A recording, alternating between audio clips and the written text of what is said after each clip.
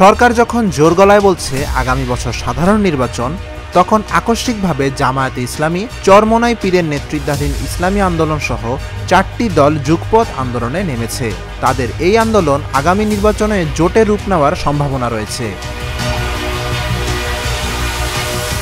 জুলাই সনদ বাস্তবায়ন, পিআর, গণহত্যার বিচার, নির্বাচনে সবার জন্য সমান সুযোগ তৈরি এবং জাতীয় পার্টির কার্যক্রম নিষিদ্ধ করার দাবিতে আগামী 18 সেপ্টেম্বর ঢাকায়, 19 সেপ্টেম্বর বিভাগীয় শহরে এবং 26 সেপ্টেম্বর জেলা ও উপজেলা পর্যায়ে বিক্ষোভ মিছিল সমাবেশ করবে।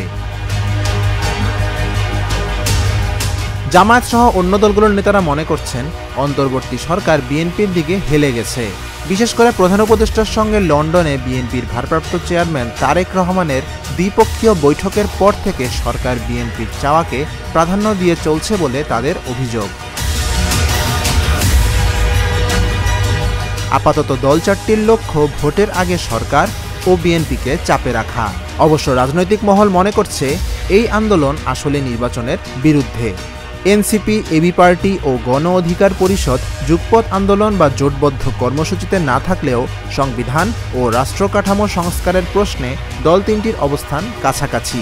মূলত ডানপন্থী ট্যাগ এড়াতে তারা এখনই ধর্মভিত্তিক দলগুলোর সঙ্গে জোট বা যুগপৎ আন্দোলনে যেতে চায় না।